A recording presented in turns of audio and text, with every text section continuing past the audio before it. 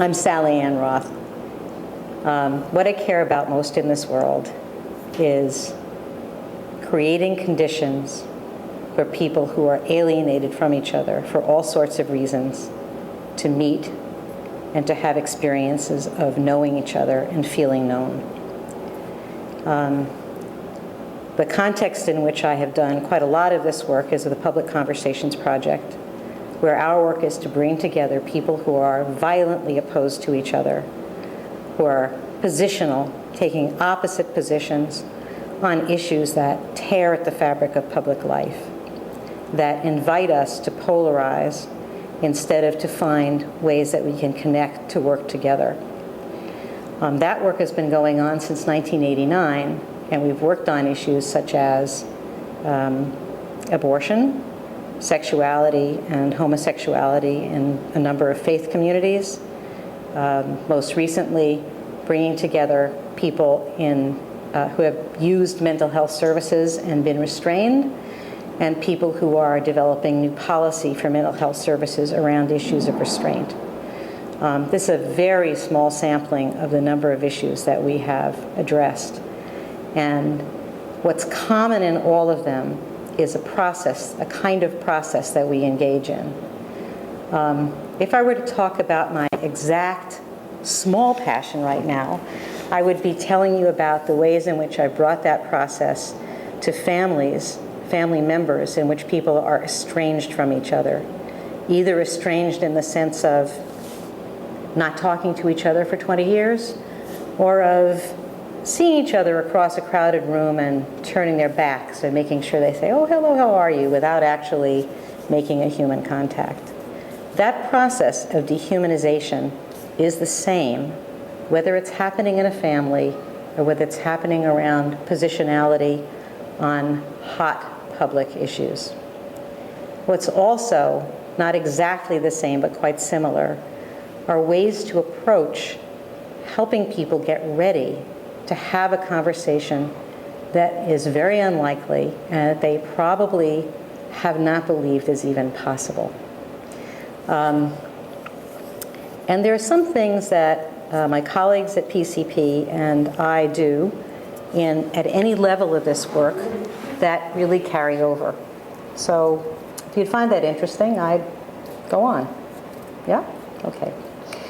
The first has to do with connecting with people's intentions for a conversation. We believe that at PCP that 90% of what makes one of these conversations successful happens before people are in the room with each other.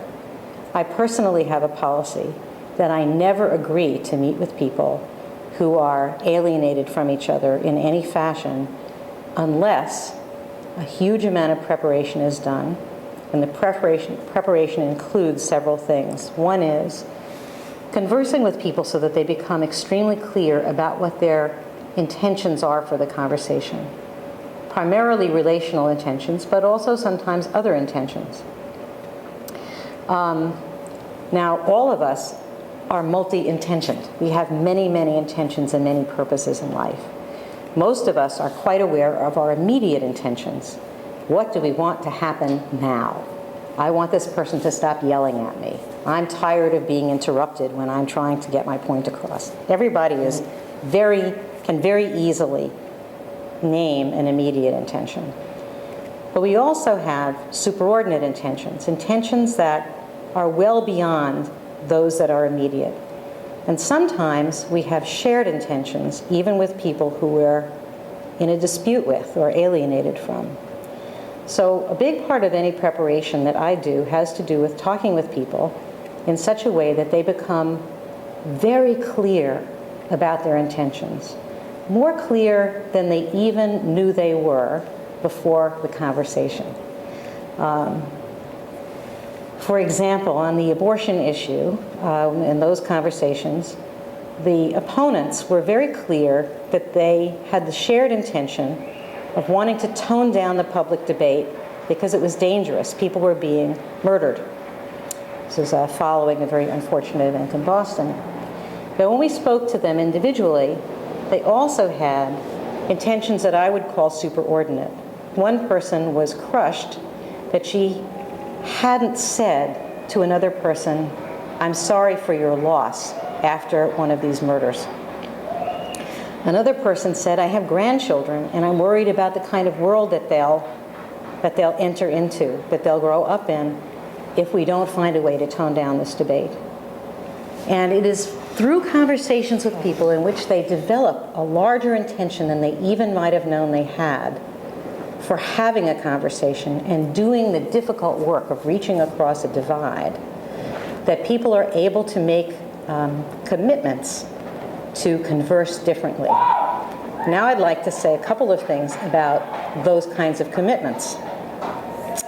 For example, if people have been hotly contesting something, they're usually used to being highly reactive. If someone interrupts them or someone says a certain kind of word or calls them a name, they'll be ready to argue and the conversation gets quite loud. If people know that they intend to have a different conversation because of a purpose they deeply, deeply care about, then it's possible also to do preparation ahead of time in the following way, to say to them things like, what are some ways that this conversation has often gone awry for you? What are some ways in which this conversation hasn't worked well for you in the past? Ways that you have been in the conversation that you believe have contributed to it going off the rails? What are some times that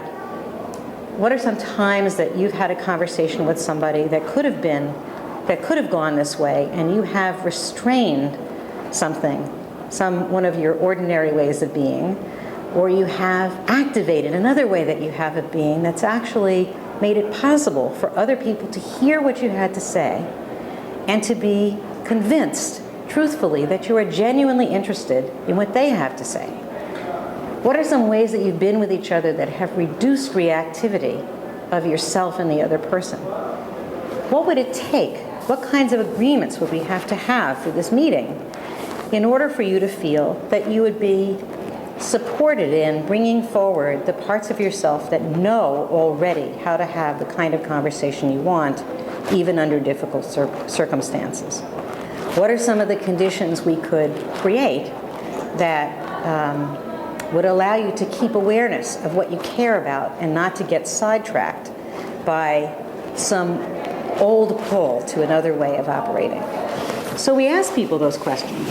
And in fact, when we're asking them those questions, we're doing another thing that's really, really important, both in my private work with families and in the work of the Public Conversations Project.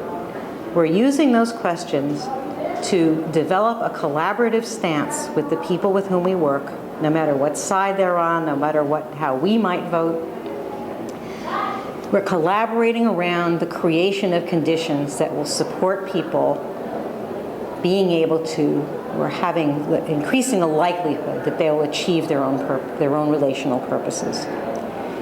Nobody feels in the work that we do at Public Conversations, or in the work that I do, that a form is being imposed. People are saying, these are agreements that would help me to feel safe enough. This is a setting or a way the room would need to be set up so that I would feel it was less dangerous than I usually feel. That collaboration is,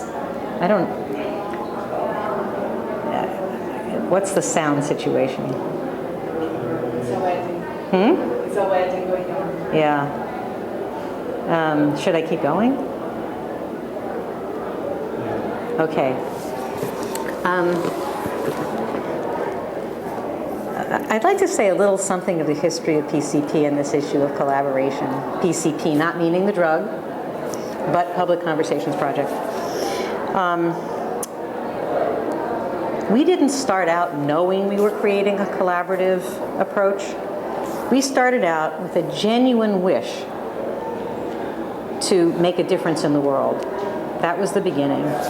And all of us were very doubtful about whether or not we could do it, no matter how much we wanted to. So when we began to work together, our driving question wasn't the questions I've just talked about, it was this. Our driving question was, is it possible to have these kinds of conversations across these divides? And we knew we didn't have the answer. So we couldn't invite people to come to do that because we knew we didn't know how to do it. So when we began to speak to people, we began asking them, we don't know what's possible. Would you help us discover whether or not it's possible? And we enlisted people, invited people to be kind of co-researchers of possibility with us. And the way that we did that was to interview everyone about what would create conditions of safety for them. What would create conditions that felt safe enough that they would risk being vulnerable and speaking what was true for them with someone they'd seen as an enemy or someone they had decided to separate from in the same room. And everything that we learned to do, we learned from those original people and then enhanced or elaborated with other people with whom we worked. The first people we interviewed said to us things like, don't sit us on opposite sides of the table, sit us in a circle, touching distance from each other. And when you have us sit down, don't have us lined up on opposite sides. Have us A, B, A, B. A person who has one set of beliefs, a person who has another set of beliefs. In that way, we're much more likely to have a really good conversation.